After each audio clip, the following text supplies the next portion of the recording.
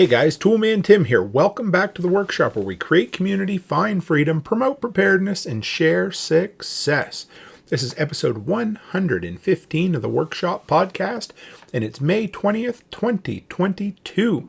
And today I've got a special one for you. This is going to be part one of a two-part episode.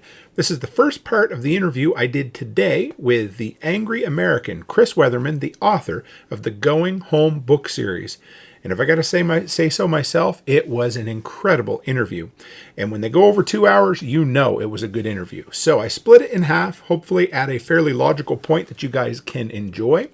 So this will be part one. Part two will come out tomorrow. So real quick, before we dive into the show, we'll get the announcements out of the way.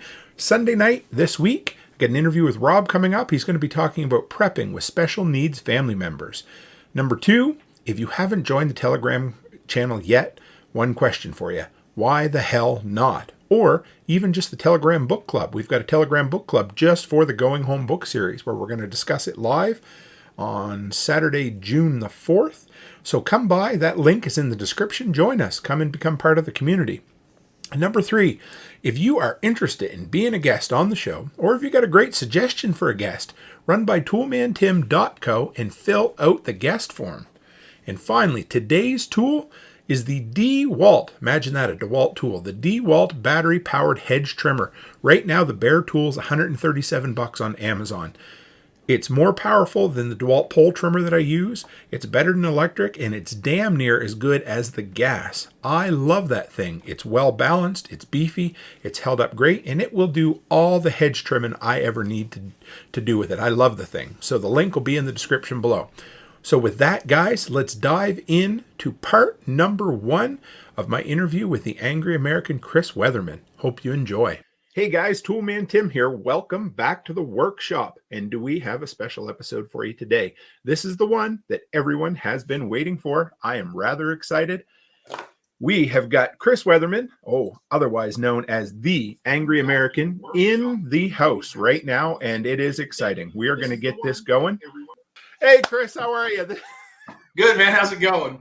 Great. The interviews go great until the technical difficulties start, hey? Yeah, and I'm not the tech guy either. I used to be a tech guy when I worked for a living, and like every other skill, they atrophy if they're not used. So now I'm technically ignorant most days. Ain't that the truth? Yeah, no, it's okay. I'm the same way, man. It's just, yeah. And then, of course, when you go, everything's live and everything goes kind of wonky as you get started. Yeah, we did a Facebook Live last night, me and Mel. We do one every Thursday night for Facebook, and that thing ran like 3 hours last night. We were just having a good time. We were just having a few drinks and carrying on and cutting up with everybody, and we had a lot of fun. So you guys are machines. I was in your live stream last night, a half hour before. I went live for an hour and a half. I get done, and your fucking show's still going. They don't normally go that long. Last night was just one of those nights. It just happened. So that's all right, man. So, you mentioned, let's ask you this first, and then we'll get you to introduce. What's your drink of choice? You say you're drinking. So what do you like to drink? I'm a whiskey drinker. I don't like beer. Nope. I like whiskey, vodka. I'll drink vodka too, but primarily I like whiskey. But I've cut way back on my drinking. I did go through my Hemingway phase for a little while. When I lived up in North Carolina, we lived on a beautiful 147 acre place that had this tiny little bitty house on it. But it had a huge front porch. And so every morning I had a rocking chair. And every morning I would get up and I'd grab a bottle of whiskey and I'd walk out on the porch and sit on that rocking chair, open my laptop and pour a cocktail. And I would sit there all day and write and drink that bottle. And I did this day after. And fine. It was so bad that like when I went to the liquor store, like the guy that owned it would see me pull up, smile, grab a box and be waiting at the door and just follow me around the store. And I would fill this box up and go home. And then I was like, this probably isn't good for me. I need to stop doing this shit. So I quit. I dialed it way back. So were you writing Going Home at the time, or those books, or was it? I was writing the books. Yeah, I was well into the series at that point. I think I was writing probably like number 5 or something like that at the time. So you went through your 1980s, like where Stephen King went through the cocaine phase in the 80s. Yeah, I haven't had a cocaine phase. That's not one of mine. But I definitely did. I drank my share of whiskey for a while. I was keeping Kentucky in business. And you're a cigar man too? Oh, did I lose you? Oh, there we go.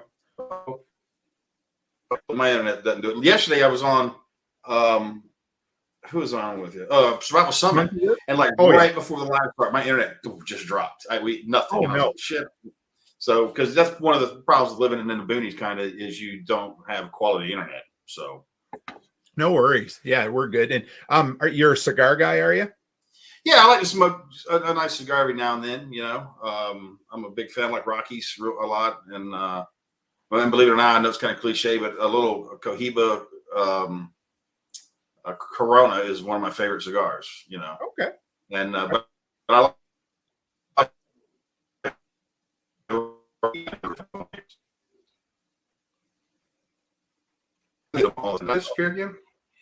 I get gifted them all the time too, so I got a whole bunch of them laying on my desk. That's where the go ahead. No, I said, did I drop out there? I'm just going to do a speech. Just for a second. It wasn't bad. It was, you know what? I've had worse. I had Dave Jones on one day talking about nuclear bunkers, and I think the NSA kept interrupting. So don't worry. Well, I'm not going to say. Well, my internet's running for right now. For me, it's spectacular. I've got about 16 megs. You should be good. Don't worry. We'll bust it through. You know. So yeah. I'll back up right quick just so you know why. Well, I'm sure you know why we got you on, but we got a group here and we chat amongst ourselves, the workshop community, and it turned out that like 10 of us or 12 of us was either reading, had read, or was in the process of rereading the Going Home series. So we're like, really? Yeah, all of a sudden I'm like, wow. So I said, let's start a book club, guys. And so we started a Telegram. Yeah. So we got 20 members in this Telegram group. I think June 4th, we're going to have our first discussion of the first book. And it was so crazy. Everybody was like, I don't know. I just got hit by the bug to reread it. When I say re-listen. So I said, well, shit, you know what? I got to reach out to, at the time, I only knew you as Angery American. I said, we got to find him, get him on or see if he's around and we could chat. And so it worked out.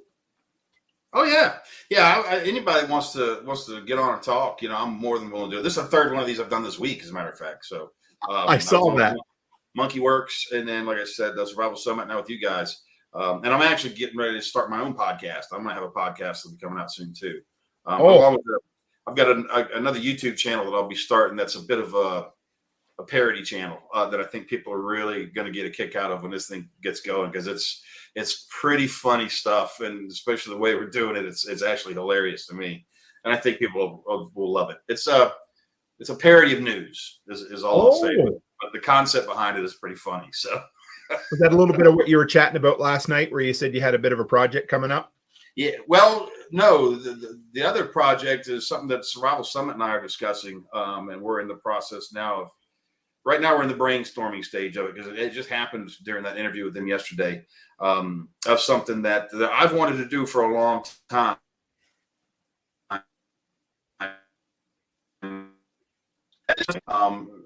Some people doing it, but they're doing it great. And we want to up the production value of this. And it would be a regular product that people really would want. It'll be video. It's interesting. I think it would be hugely successful, especially with the way we're going to do it and what we're going to do. People will love it. I think people will really, really love it. It'll be something that people talk about a lot. So we're, like I said, in the brainstorming stage now, figuring out how to do this, where, you know, all the logistics behind what we got to do, and getting it rolling. So hopefully soon we'll get started on that. And the first thing will be a little short thing that we're going to release, just so everybody can see what we're going to be doing. We're going to kind of show you, and then you'll start getting to see it, and it'll be. I think people are going to love it. I really do, because no one's doing it. Not like what we're going to do. So, well, when you launch it, send the links my way. We'll, our community will promote it the best we can. For sure. Yeah. Stephen, I'm just going to throw this up while we're talking. Oh, sorry. 7th time listening. Yeah. Yeah. Well, Steve, you got till June 21st, you get the audio of book 11. So now after this, though, moving forward from here on with book 12, all formats released on the same day. So, oh, thank God. Yeah, I've finally decided that after better than a decade, I should start taking this serious and, and treat it like a real business. So I've hired a manager. I just hired a new editor because I know Nice. the editing in the books has always been a problem. I'm paying a professional, extremely expensive editing firm to do my editing. Very expensive, and then formatting, who also do all the marketing for the launches and stuff like that. So when the book comes out, it's going to be a bigger deal than my typical Facebook. Hey, here it is. There's actually going to be a machine behind this thing, so it'll be a lot more professional. So. Yeah, I always hate it. I said they always assume the way I listen to my book. It's like assuming somebody's gender. They're like, we'll put the paperback out first, and then we'll go from there. Well, the only reason I do it is because I want to get the books out as quick as I can, and yeah, so I write them. They get edited. All that takes time. Well, then production for audio takes 6 weeks. 2 months sometimes, and I don't want to wait those 2 months to release the other stuff. And so I know it's been kind of, some people bang their heads against the wall because they can hear people talking about it and they can see that the book's there, but they can't listen to it. So moving forward, though, from book 12 on, everything is on the same day. All the releases will be lined up. And we'll have big pre-order. So I've never done pre-order for ebooks or print books, and audio does pre-order. But there'll be a big pre-order for all the books moving forward. So once we get close to launch, there'll be pre-order. Now you can start ordering, and that way on launch day.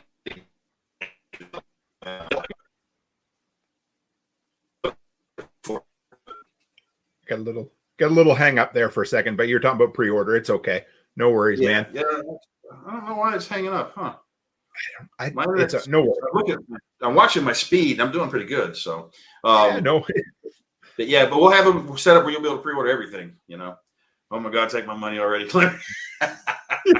Yeah. So I was just here. I'll ask. I'm sure we already know the answer to that, but Duke. Oh yes, Duke will always. This series, he will always read these books. Okay. Good. I have another project in mind. Not in mind. It's actually kind of in the overall outlining phase at the moment. It's a book. It's actually 2 books. It'll only be 2 books, but it's being done in a fashion. I'm going to tell a story in a way that no one ever has before in a book. Oh, this is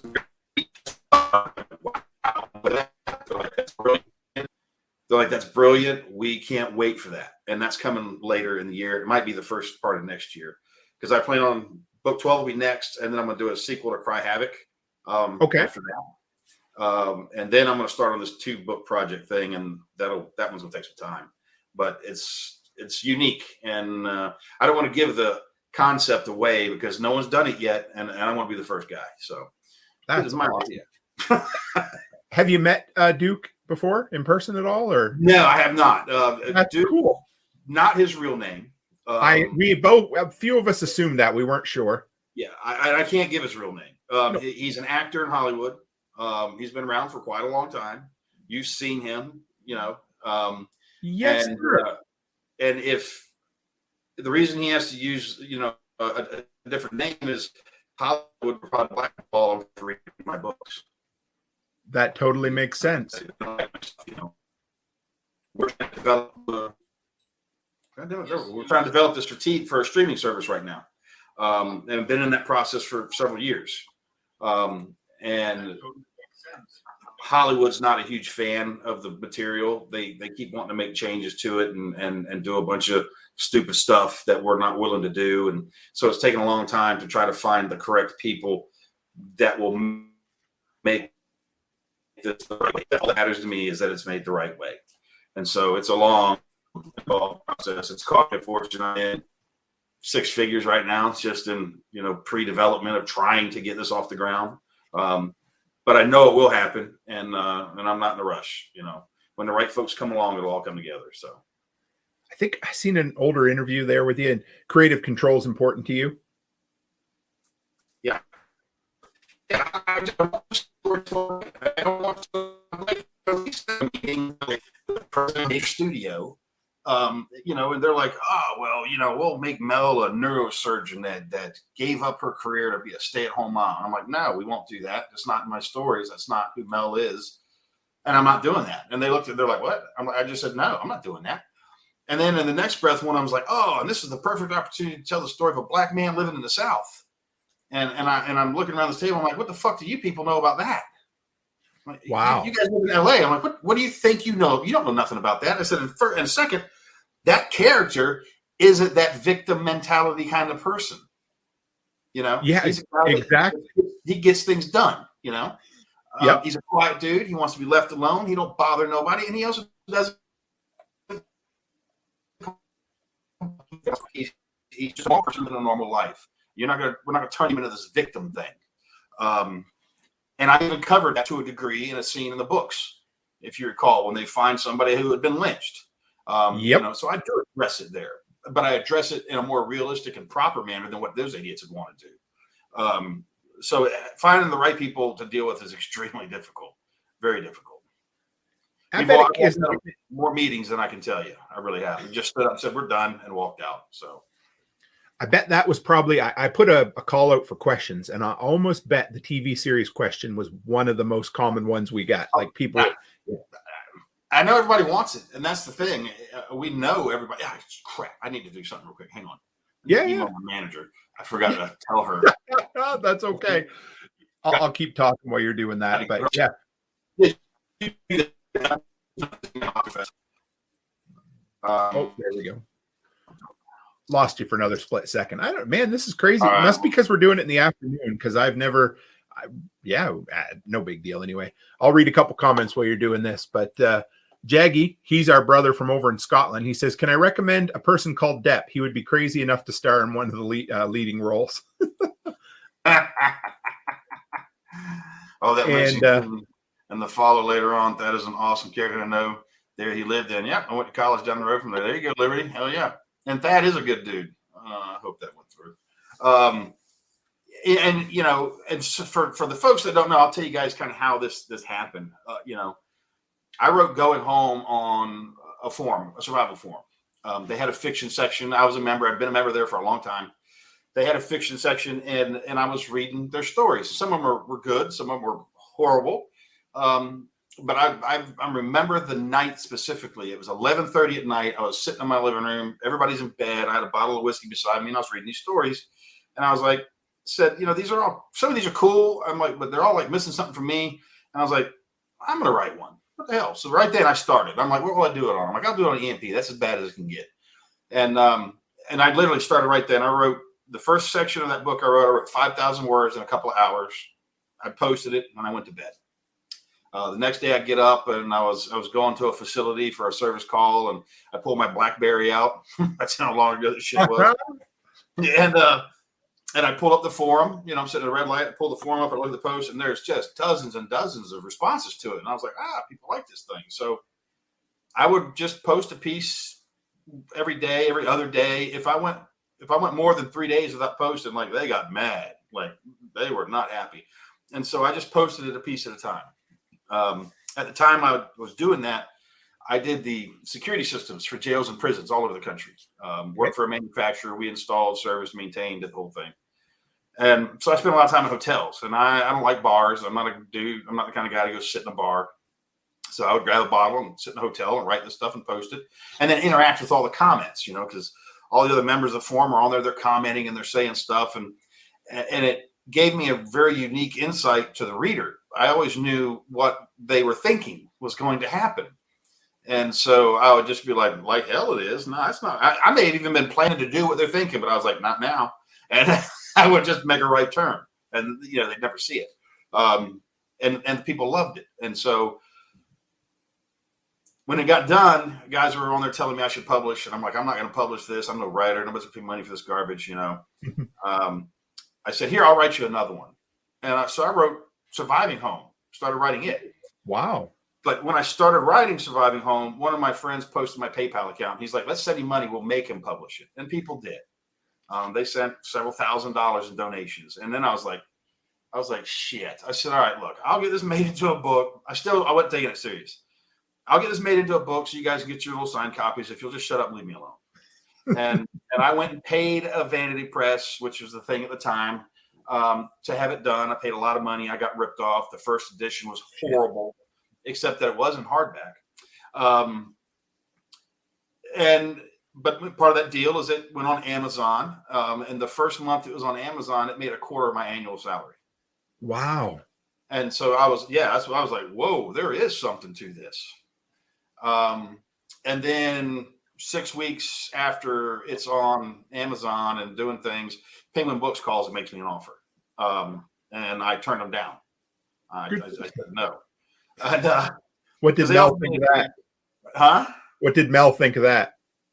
Oh, she didn't think much of it because, the advance they offered me, I was making more than that a month on Amazon.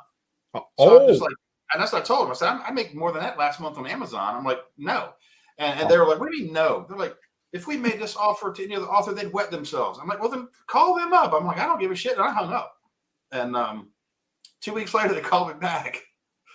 And the guy's name is Phil Budnick. He's a great dude. He turned out to be a really good friend of mine. And he's like, I answered the phone. We were on vacation in Ohio with Mel's family. And I was kind of half in the bag, family all together for a big cookout and thing. And I answered the phone. He's like, I bet you never thought you'd hear from me again.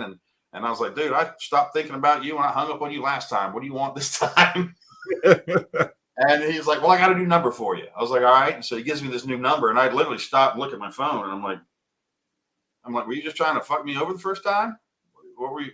He's like, no, he's like, there's risk involved here for us too. I'm like, no, there's not, man. You called me because you see the sales numbers. But I'm not stupid. I took that number. That was one of those offers you can't refuse kind of things. Good for you. And that was for 3 books. And then we ended up doing 2, we did a total of 5 with them. And we were negotiating to do 3 more after those 5, when as they say, negotiations broke down. They said some stuff to me that really made me mad. And I ended up cussing them on the phone and hung up. And now to this day, Penguin and I just don't have a relationship. Other than they do send me checks twice a year. So I like that. But that's the sum of my relationship with them. So I've even told them, look, this is being developed for streaming. This is going to be a video series. Do you guys want the other half of the series? Because I'd like to have it all in one publisher. And they're like, we don't see a path forward for the project. So I'm like, all right. Wow. I tried to offer it to you. When it gets made and it's doing well, you're going to come to me wanting those books, and the price is going to be astronomical to get them from me. So that's awesome. So, okay.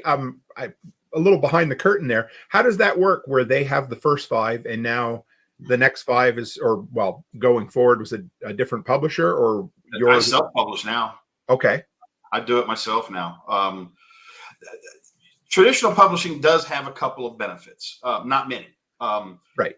The biggest benefit traditional publisher has is it'll get you on the bookshelf. Okay. In the store. But the bookstores are a dying thing, yeah. I mean, Amazon, if you recall, Amazon started out as an online bookstore. That's all it was. They sold books originally. And then they got the publishing side thing going. And now it's so easy to do it yourself. You don't need a publisher. I mean, like I said, there are benefits to them, but not many. And in my experience, the benefit you receive from a publisher is not worth the cost to you, because I make 6 times more money on a self-published sale of one of my books than I do through Penguin. That's awesome. Literally 6 times more money. So why would I want to take less money when I can do the same exact thing these guys are doing? I already have an established audience that's buying the books. And that was something that blew them away too, because, I was listed on the USA Today bestsellers list twice with them. And they would ask me, they're like, how are you doing this? They're like, because they're like, we've been tracking stuff, and like your readers, the same person is buying the ebook, they're buying the print book, and they're buying the audio book. And, yep. And they're like, how are you getting them to do that? And I'm like, I don't know. Write a good story. I don't know what to tell you. I don't know why they're doing that. I said, God bless them, but I don't know why they're doing it. But yeah, Penguin was good because it was a good launch for me. But I prefer what I'm doing right now. And I'm not opposed to traditional publishing again. We're actually in talk with a publisher about something, and we'll see what happens with that. But I would like to have, when the series finally goes, I would really like to have all the books under a traditional publisher because of what they can do. Now, if that can't happen, or if I decide to keep them myself, I'm going to do a whole new launch. I'm actually going to try to acquire the first 5 books back from Penguin. That's what I was kind of getting at. I wasn't sure. Okay. Yeah, because I offered to sell them the rest of the series. They didn't want it. So then I'm going to ask them to sell them to me. And I don't know what that number is going to look like, but I'm fairly certain that they would do it. Okay. Because they're not big fans of me or my material. So I might be able to get all of them back. If I get them all back, then I will probably just keep it and keep it self-published. Because, with anything like Game of Thrones, that sort of thing, a show like that hits, the book sales go through the roof. Yep. And I would make orders of magnitude more money off of those books if I owned them as opposed to a publisher owning them.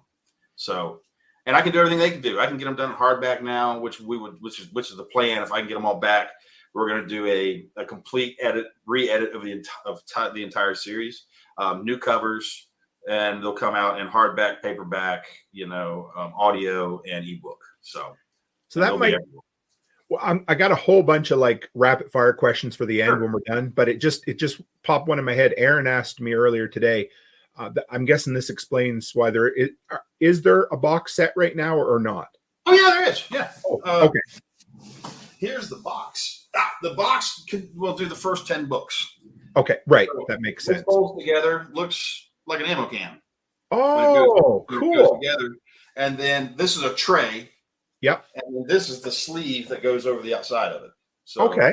Put that in there. So this pops into a box, and then you fold that thing together, and it's like a tray, and then you've got this sleeve that slides over. So yeah, there is a box set. Oh. If people want those, I do that directly. There's a stack of books on this table over here beside me where I do that from.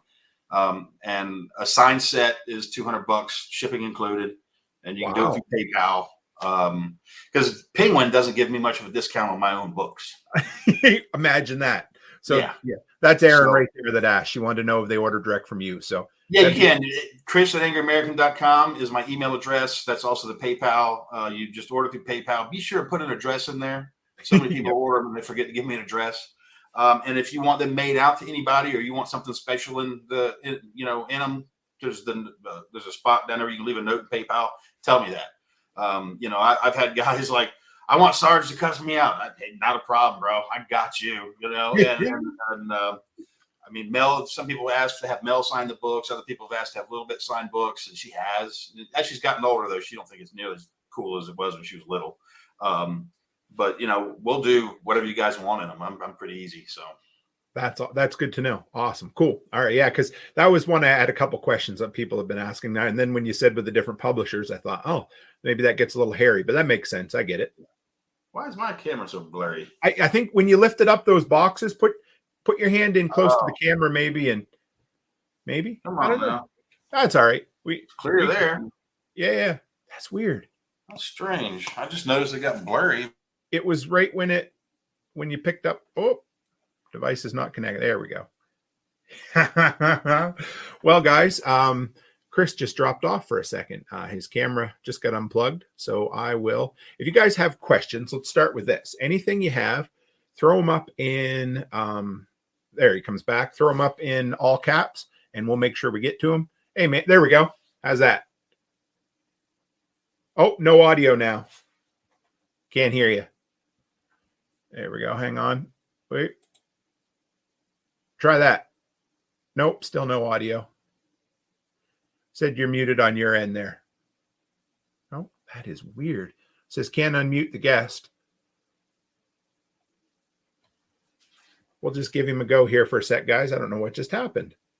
That is strange. That's no big deal. But like I said, if you got questions for him, throw them up, all caps, whatever it happens to be. We'll work our way through. This has just been one of those days where we've had audio and video gremlins. What a crazy day. That's okay, though. It's been a real good interview so far. And Chris said he'll go as long as we need to answer questions. So not a big deal. If you need, no, you can try. You want to try log. Oh, wait, try hitting that again. It come up as muted when you hit it. Still nothing.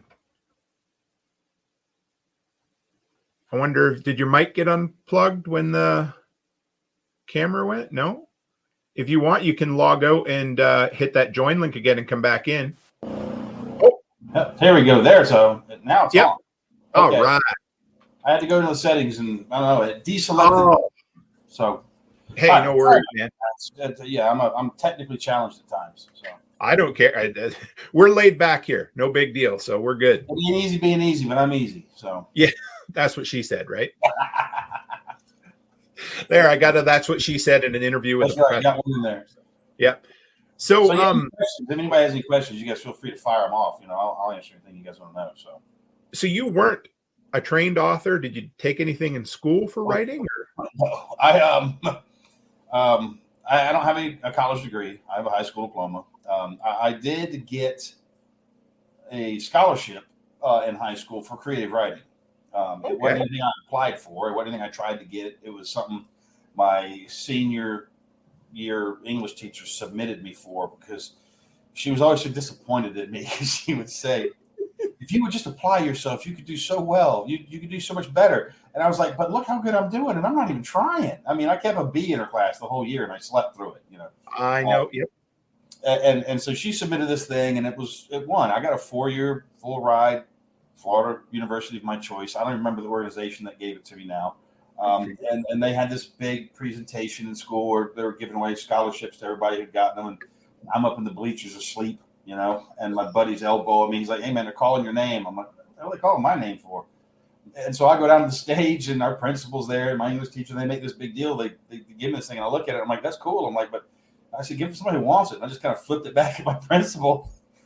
And his face, he was just, infuriated, actually, because the high school I went to had like a 98% follow through to college. That was their thing. They were preparatory for college school. And I was like, dude, I said, I enlisted in the Marine Corps last year. I said, I don't need that.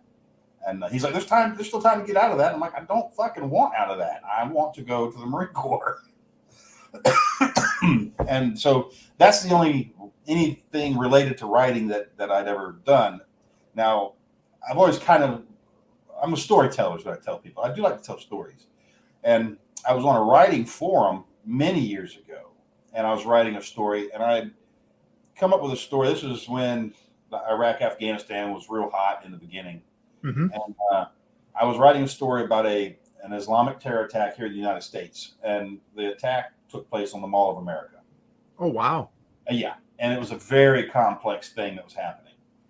And this is just something I was writing for fun on a writing forum. And I went to Barnes & Noble one day, and I was perusing the magazine rack, and I saw the Atlantic Monthly, and I picked it up, and I was flipping through it, and I found this story, and I started to read it, and it was my story.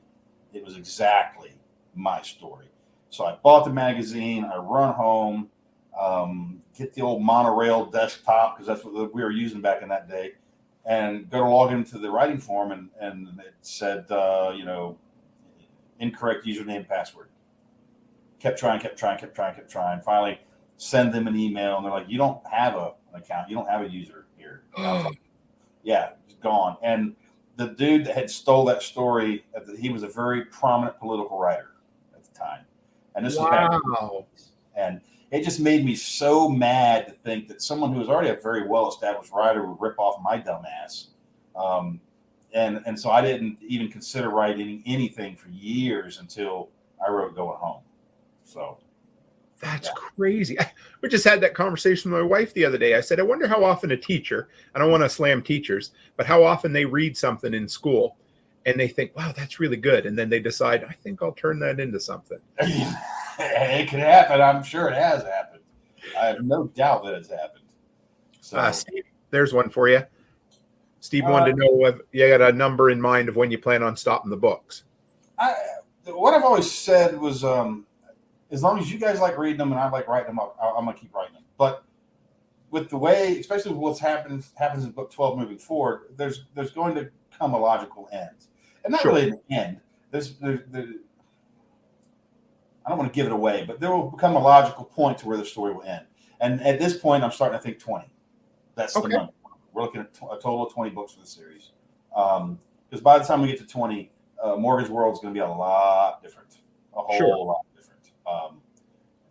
And in the books moving forward, especially starting in 12, we start tackling some pretty big problems and ideas culturally Yep. that this country deals with now, and what it could look like if we just took a different tack on those things. So, not that I'm a philosopher or no shit like that. I'm just a true believer in individual liberty. That's my litmus test for everything. I believe in liberty. I believe you should be able to do whatever the hell you want as long as you are not infringing on somebody else's liberty. People can say what they want. You can call me anything you want. I don't care. Up until you start interfering with my rights and my liberty, then we have a problem. And if more people thought that way, even on the right, the right destroys itself more than anything. And I have people that come after me for stuff I say all the time too. And I'll look right at them and I say, do you believe in liberty? Well, yeah, I do. Then you can't be upset about this. You have no argument here. Yeah, but I said, no, there is no yeah, but when it comes to liberty. You either believe in liberty or you do not. Full stop. That's all there is. So, Are you an anarchist by chance or a voluntarist? I think that pure anarchy is legitimately probably the best form of non-government that there is.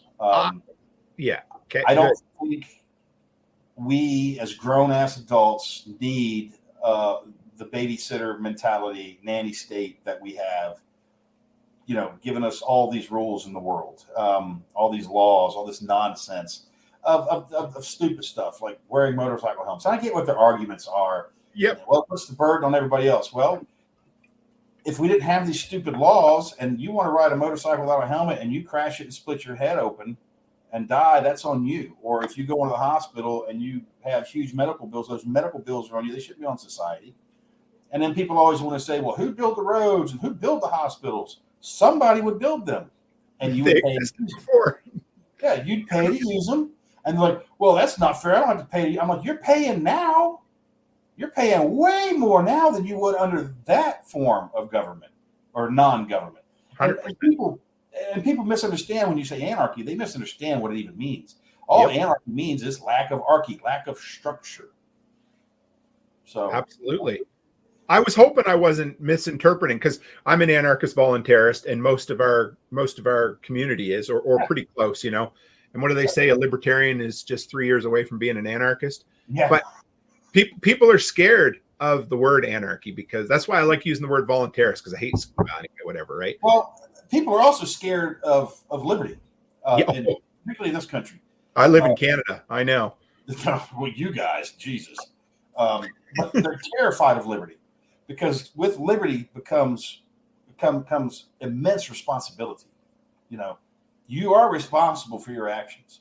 Yep. Under our current system, nothing is your fault, right? It's always those people made me do this, or those people said something that I don't like, and they should be, fucking shot in the ditch. They don't want the responsibility that comes with liberty, to where actions have consequences, and you'll have to face those consequences of your actions. And so everybody wants someone to set the rules for them.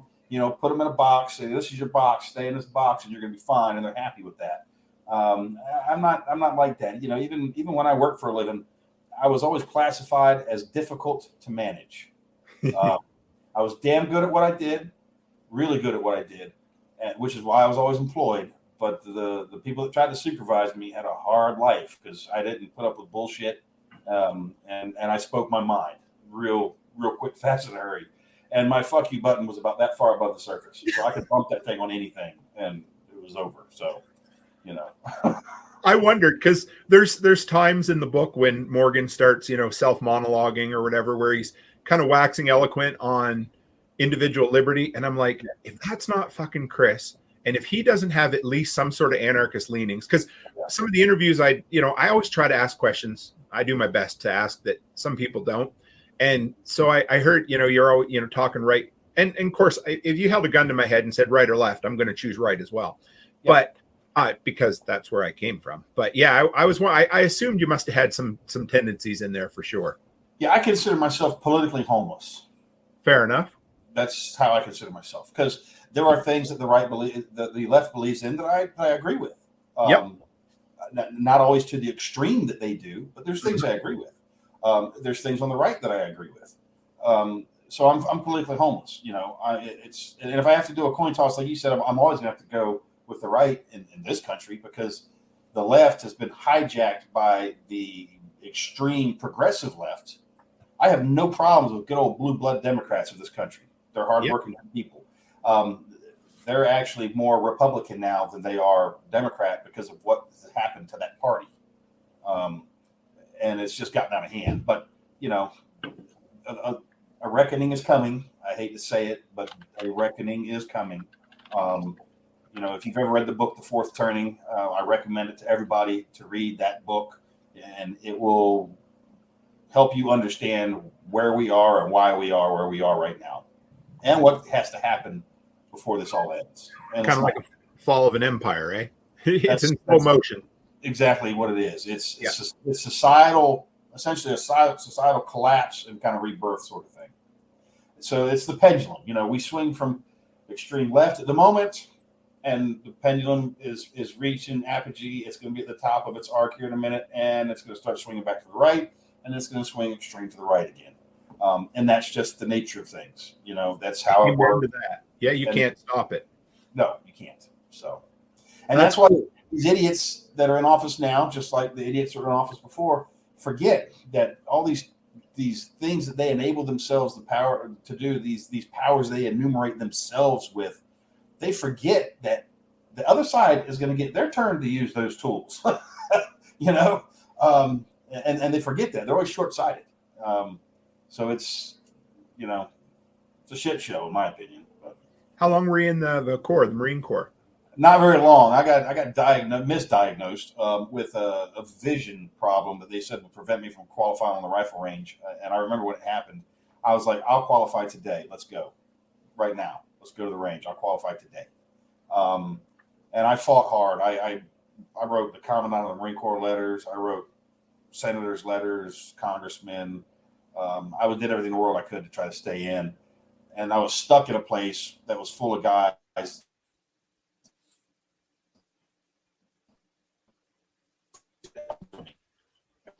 And all these pieces of filth just wanted to go home, crying nanny, baby, shit. And it put a real bad taste in my mouth. It gave me a really bad attitude that didn't help my situation. So.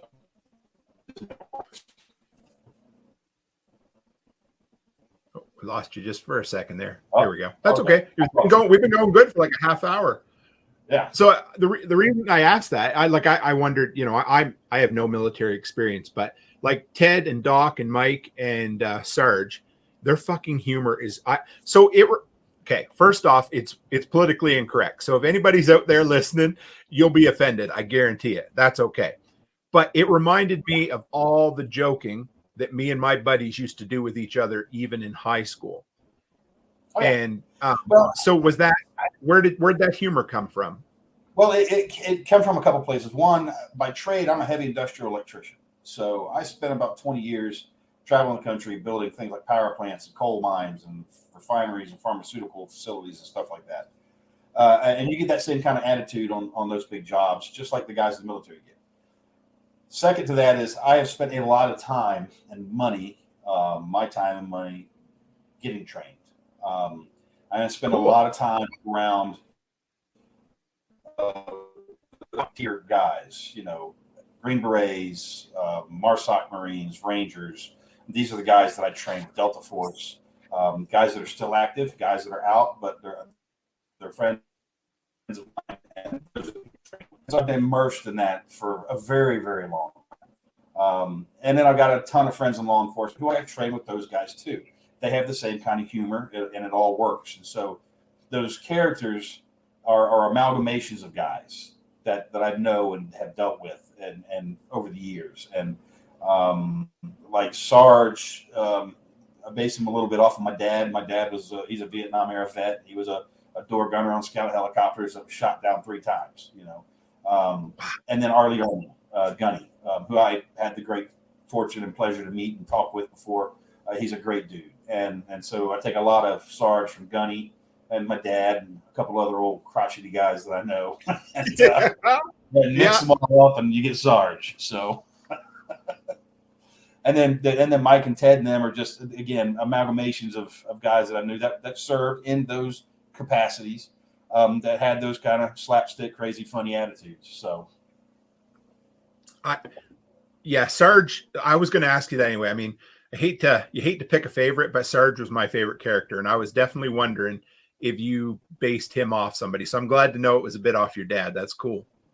Yeah. There's a little bit of my old man on Sarge, and he's fun to write because he'll say anything. So, and and people always are like, well, how do you do this? Do you have an outline, and how do you write? I'm like, no, I have no outline. I have milestones in my head. I'm like, all right, in this book, this needs to happen, this needs to happen, this needs to happen. What happens between those and how I get to that, I have no earthly idea.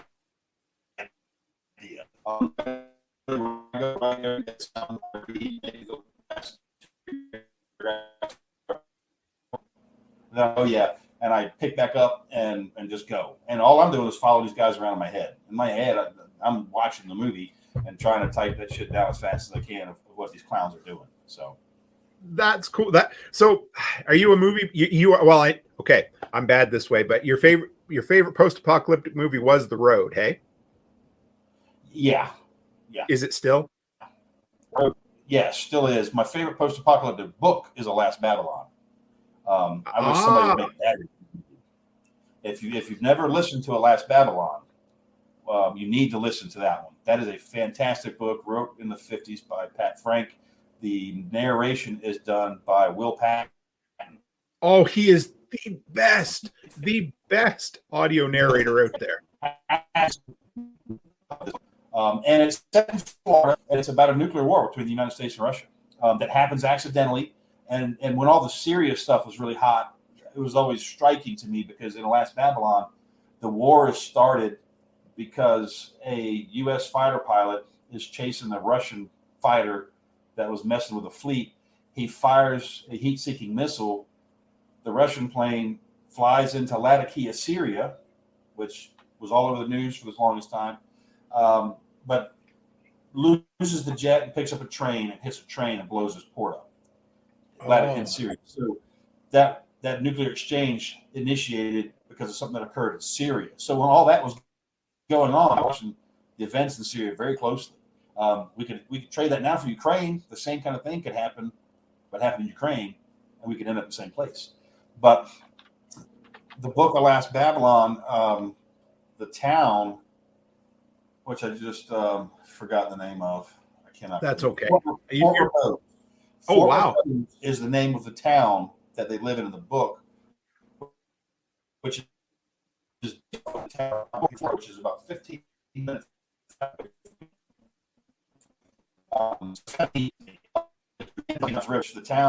The real town is not on the St. Johns River, but the St. Johns River is just over here a ways. So the author, which I do the same thing, like I moved Morgan's neighborhood from where it really is a couple miles away. But it's a great book, and as far as a post-apoc, it's a great read and a fantastic book to listen to. My favorite, and I listen to it at least once a year, at least. So, well, you made my day because Will Patton does a lot of Stephen King stuff. His audio, and he's good. Yeah, have you ever read On the Beach? Yes. Yeah, you ever watched the old movie? No, I haven't seen the movie. I've looked for the movie, trying to find it where I could get it to watch it, but I haven't been able to find that. It's if you get a chance, it's definitely good. And it's funny, like because The Road, I watched it once. I'll never watch it again. I don't think it is brutal movie. Brutal. Oh, especially if you're a parent. Oh my God. Yeah, and me, and probably you too, like me being a prepper like I am. Mm-hmm. Him leaving that bunker, I was just like, I know. Sorry. What the fuck are you thinking? Like, you could have lived there for months at least. I don't. What he got scared, didn't he? Isn't that what happened? I can't remember. It blew me away because, of course, we're all preppers here too. Yeah, he heard something or whatever, or I can't remember, and he decided to haul ass. I mean, I wouldn't have hauled ass. I would have stayed. I would have stayed there. I mean, you're in a hole in the ground with a door that you can control. I mean, yeah, maybe they pile shit on top of it and you're stuck in there forever. That could happen to you. But in that world, no one else had found that thing yet. Yep. Not many people were looking for it, Drag an old mattress out there and throw it on the lid once you go in. Go down, have a mat and close it. No one's going to look at that. But for his for what he needed to do with his story, the guy had to leave because his whole goal was to get to the coast because the coast was better, and they found out it wasn't. That's pretty much, man. And that movie, I bet you I was probably in a funk for a day or two afterwards. It really hits you. Like it's just, yeah. It's a hard movie to watch. Yes. And it well acted and just, I should read the book. I've never actually read the book, but apparently I haven't read the book either. I've only watched the movie. I don't know if I want to read that book. I know. I don't think as bad as the movie was, the book is going to be worse. You know it. Mm-hmm. Just there's going to be more material in the book than there was in the movie. So the book would have to be just a gut. Books are always better, hey? Yeah. Well, that's like that. That's why we're working so hard with this version. It has to be like there's already a screenplay written for this. If it's a series, we have the first 2 episodes already written. But the way it's written, it can also be shot as a feature-length film. So like, say like a Jack Ryan movie kind of thing where they keep coming out telling the story and you keep following. But I prefer a streaming thing to do it, and so we can have multiple episodes, and they come out soon and faster. But we're having to kill some sacred cows. There's scenes in the book that aren't going to make it into the show. But there's a little. I'll give you guys a little something that most people don't know yet. What we did do with the screenplay is we go back and show you what Morgan's family's dealing with while he's walking home. I wondered about that. What's Mel and the kids doing? You get to see that immediately, first episode, and it's really good. I mean, it's the screenplay is really good. Yeah. That makes sense. You're going to do it as like flashing back and forth type. Going back and forth between them. And we also introduce another that I'm not going to say publicly what it is yet. That's okay. Somebody else did it in another story, and they're going to claim I'm copying them. When I explain why I do what I do in the stories, I have a legitimate reason to do it, and no one can argue with me because it's a fact. But it really ratchets up the tension in things with Morgan's family. So there's another surprise. Earlier, and you get to see a lot of her, and the way we wrote her in the screenplay. Oh, she is such a bitch, and just a person that everybody wants to choke, and so I think it'll be great. When we get it done, I think people are just going to love it. I really do. We cut out just for a split before that. When you said she's a bitch, who were you talking about, or was this Pat. somebody? Pat, remember the character Pat? Yep. Okay. Morgan shoots while she's handcuffed. Shoots her husband, and her kid. Oh my God! You can just picture that whole thing. That is so. Oh yeah. Yeah. And people question that, and I was like, look, you live in a world where there is no first responder. There's no one coming to save you. And this person in front of a group of people just said, I'm going to kill you. What more do you do? How can I go home and lay my head down tonight and go to sleep, with that hanging over my head? I'm just going to get rid of that problem, I'm not going to deal with that. Do you know Joanna? Yes, I do. Joanna Wallace. What is up? And Dave Ahart. They're diehards. They're always in everything we do. We're having a little get together. If anybody watching is in the Central Florida area or feels like making the drive, because some of you crazy people I know are making some long ass drives for Saturday. Tomorrow from 3 till whenever, we will be at the Woodyard Barbecue in Newberry, Florida, doing an event. And so there's a bunch of folks coming down. Nick Meacher, a good friend of mine, who's a really good ham radio, medical, all kinds of stuff like that. He also does workbooks on preparedness and all sorts of stuff. He'll be there, and me and Mel will be there. A bunch of readers and friends are coming, and we're going to have books there, and as well as some swag. We got some cool merch and things. We've got like cups like these that have the logo on them, flasks, and we got light. We got all kinds of stuff. And so we'll be there at Newberry from 3 to 6. If you're in the area and want to come by and hang out, say hi. You got to be one of the most accessible friggin' authors I've seen. You're literally all the time, man. It's awesome. Well, my position on that is this: if you guys aren't buying and reading the books, I'm not writing the books, okay? And if I can't take a few minutes of my time to interact with the people that provide my living, essentially, I don't deserve your money. I really feel that way. So I try to answer every message sent to me. It's getting more difficult now. My wife helps me a lot. She has to go through messages, and some of them she can answer for me, some of them I have to answer. But I try to make sure everybody gets a reply. And if you need advice and you're doing something that's a complicated thing, I'll give my phone number. Dude, just call me. Let's talk. This will be a hell of a lot easier. So, which is now the reason why the ringer is never on my phone, and because it never stops ringing now. So I tell people, text me. If you really want to get a hold of me, text me. Or, as Joanna will say, contact Mel. That's how you really get a hold of me. Get her, because she'll get me. Yeah, this Self-Reliance Festival is run by a couple of friends of ours. Nicole Sauce from Living Free in Tennessee. And do you know John Willis from SOE Tactical at all? It's okay if you don't, but I know who he is, yes, because I know who SOE Tactical is. When's that festival? They're doing 2 or 3 a year now at his compound in Camden. It's really cool. I can. Well, anyway, we can make the contact behind the scenes after if you're interested. I mean, I'm up for it. I mean, I would. I wanted to get over to see.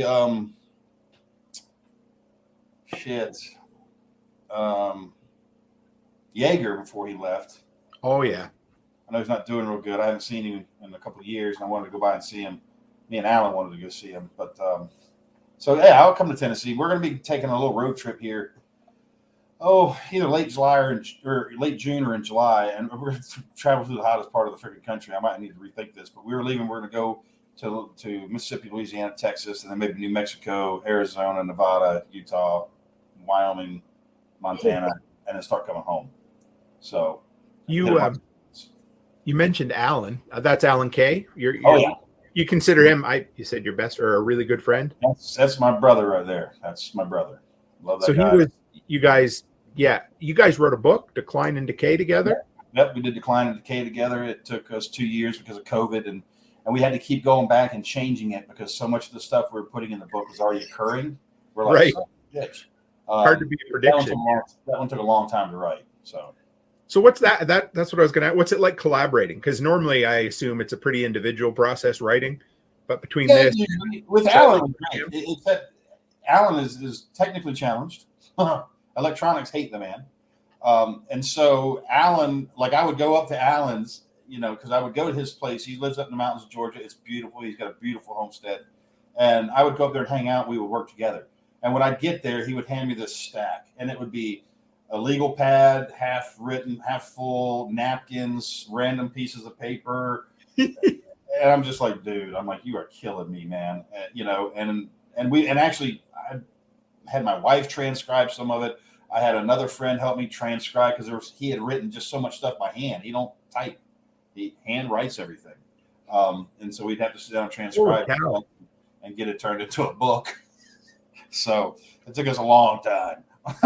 So you got to meet on Alone? Is that how you or after the fact? Because no, I knew him before Alone. Didn't know that. Okay. Yeah. We weren't like friends like we are now. Then I had met him at Heritage Life Skills in Waynesville, North Carolina, one year.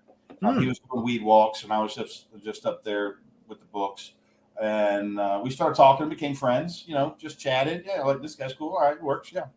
And then the next year, when I went back, before Heritage Life Skills, I had done an event in Mesquite, Texas, I think it was. And the folks from Alone had come there looking for me. Okay. The promoter came up and said, hey, there's some producers here that want to talk to you. And so they came up and they told me they had a survival show, and Nat Geo's booth was right beside mine, and they were begging me to be on Doomsday Preppers, and I kept telling them to pound sand. And so these other guys come up, and I was just like, no, I'm not interested. And they're like, well, just hear us out. Just hear us out. I was like, all right. So you get 10 minutes, I'll hear you out. And so they gave me the concept. They gave me the pitch, and I was like, well, I said, if you're going to do what you actually say you're going to do here, I said, I'm interested. I said, I'm interested in that. So we went outside, and they had a camera. We shot just a little bit of video for a minute, and that was it. I was the first person cast of the show. Wow. I go to Waynesville to Headers Life Skills. Alan's there, and I'm like, hey, bro. I said, there's a TV show that's fixing to happen. I said, I gave him the concept. I said, you need to be on that. I said, we need to get you on. I said, because I know you'll win that show. Because by then we had talked some more and stuff. And he's like, oh yeah, give him my information. So I gave him Alan's information, and bam, he was in like immediately. And then we had to go through a bunch of stuff with him. We helped them try to refine the concept and the rules and some stuff. And then they sent us up actually to upstate New York to do an assessment, which was hilarious to us. To make sure that they're skilled enough. They sent 20 people. Okay. And only 10 were going to make the cut. And so they put us through a bunch of skills and stuff. And like the first morning, you get there one afternoon and you're on your own. They're just like, and it cracked me up. You're auditioning for a survival show and you're asking some of the most mundane, rudimentary questions that don't need to be asked. Because they pull up and they're like, all right, here's where you guys are staying.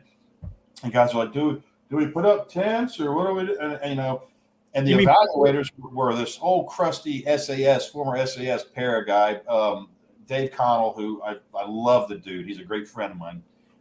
And then there's the Ginger Ninja, which is another Brit who lives a Stone Age existence for multiple months out of the year in the UK. So these were our evaluators. These aren't guys that are going to coddle you or hold your hand. And so me and Alan are laughing at some of the questions that are being asked and some of the stuff these guys are doing. And like the first morning, they get us all up and we follow them. And we're staying on Bear Mountain at an old defunct abandoned summer camp. It looked like a set from Friday the 13th, dude. Like all these old cabins and buildings and shit everywhere. I mean, I was just waiting to see a hockey mask in the middle of the night at any moment. And but they walked us out. There's this little bridge, and they stopped. And they're like, all right, we're going to go over this bridge. We're going to call you one at a time, and you come over the bridge. So we're standing there, and they call. One guy goes over, and they call again. I'm like, fuck it, I'm going. I go over, and I walk out there, and we're on this big rock on a lake, on a huge lake, Bear Lake. And they're like, all right, we're going to simulate a hypothermic event. You're going to jump in the water, fully submerge yourself. You're going to get out, build a fire, dry your clothing. No warning what you're fixing to do. No, I'm like, hold my phone. Sir. I'm like, here, hold my phone. I jumped in the lake. I got out. I took my phone. I went and walked up onto the mountain.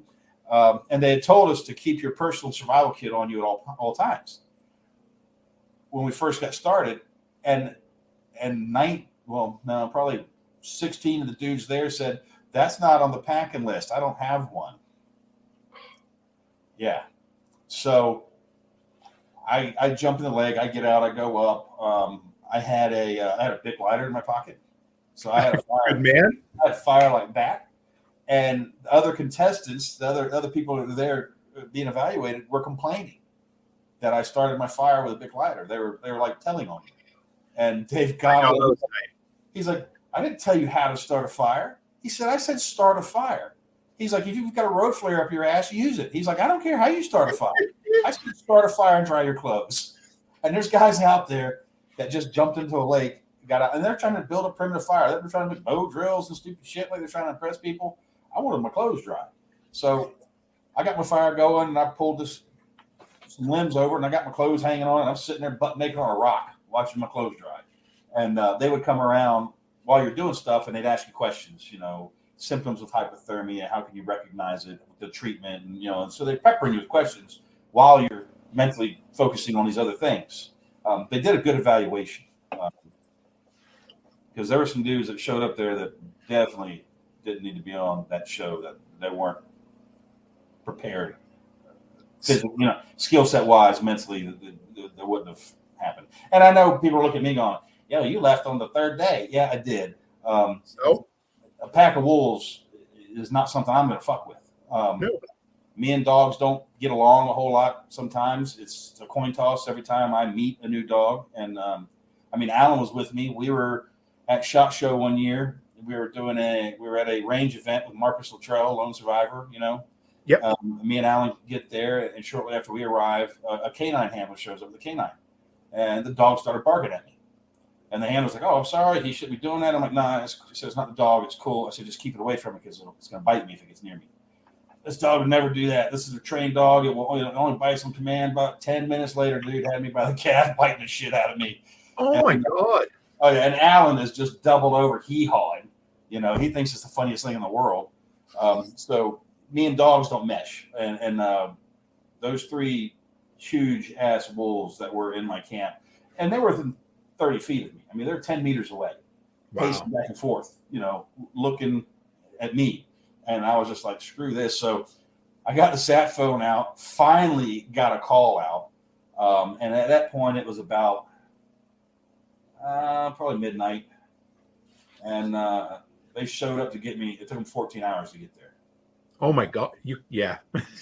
So that's cool because I got later on. Do you ever see the show Man Tracker? Do you remember that show? Mm-hmm. Yeah. So he's a fellow Albertan. He's going to be coming on the show down the road. And my dad's a big fan. And he's like, ask him how real the show was. So I'm going to. But I like that because it sounds like Alone was. Oh, no. Alone's legit. All right. So, like, I used to be a real big fan, still am, of Survivor Man, Les Stroud. Yes. I've reached out to him, too. We'll see. But Les really shit on Alone. Saying, really? Oh, yeah. He came out hardcore against it. Which made me mad because I had met Les and I had talked with him before. But Alone, at least season 1, I can speak for. I can't speak for none of the other seasons, but for season 1, they inserted us and they fucking left. Wow. They had pre-positioned a big Pelican case with all your camera gear in it. Okay. And that was it. You had to bring your own shit. Unfortunately, the jackasses, I got inserted via float plane. And the pilot, he's about, I don't know, 15 feet from the shore. And he's like, dude, you got to go. And I'm like, what? I'm not fucking wading the shore. This ain't Normandy. I'm like, you out of your mind? And I'm like, it's freezing cold out here. You want me to get wet? And the producer's like, go, get out, go. And so I stepped off the pontoon of that plane this deep in water. I've got a ruck on my back that weighed 80 pounds. And I'm carrying additional gear. I got a camera in one hand and other shit in another. And I'm cussing. They're filming me. I'm giving them a finger. I mean, I am cussing them. And when I hit the beach, there wasn't a beach. There had been a storm 2 days before, and it had washed up dead leaves onto that beach. And they were literally 6 feet deep. It was a huge burn. And I had to crawl, like wade, trying to swim through that shit, carrying a camera, carrying the ruck, carrying the other shit that I had to get through and get to the shore. By the time I was on ground, I was soaking wet head to foot, soaking wet. So you were behind the 8 ball to start with. My boots never dried. I never had dry feet while I was there. It was only 3 days, but I still never had dry feet while I was there. So yeah, I was not happy. And my ruck got wet. My sleeping bag got wet. I mean, it was. I hated them. They're like dries there. They wanted you to, as soon as you landed, they wanted you to immediately film your reaction. And they only could use one short clip of my reaction of my landing, and that was shit just got real. Because before that, I was like, "You rotten motherfuckers!" I'm like, "How can you fucking?" That is use any of that footage. Yeah, no, Discovery, right? That's crazy. No, that's not Discovery. That's A&E. Discovery. A&E, sorry, yeah. I wouldn't work with Discovery. They're way off. I know too many people who have. Yeah. Nah, I'll never do anything with Discovery Channel. I've heard some horror stories about the guys that were on Doomsday Preppers and how they made them look like absolute. Oh, yeah. How many of them went to jail? So many of them ended up in jail after that show because they would convince them to do shit that was illegal, and they would film it, and the end the ATF would roll up. I know one guy in Tennessee, they actually put in the nut house, and a couple others ended up in jail. So they're doing the Ruby Ridge work for them, aren't they? Yeah. That's crazy. So, yeah. Well, that's cool. Go ahead. Sorry. No, I just said I wouldn't be on that show. No. Everybody just, I mean, it was a laughing stock for starters. It became kind of a meme, right? And it's a shame because there was some good people on there, from what I understand. They just got run through the ringer. Yeah, and and they wanted it scripted. They wanted you to say, "You can sit down." That Mel's in here. They want you to say the most outlandish, crazy, left field thing that you're afraid of, that you're preparing for. I'm preparing for an alien invasion. Or what the hell ever. They wanted you to look like loons. That was their whole premise, and so I was just getting tied up in that. Not to mention, you're bringing a camera crew in your house and showing everybody what you got. Yeah. I mean, it's like the opposite of OPSEC, right? Here. Yeah, exact opposite of OPSEC.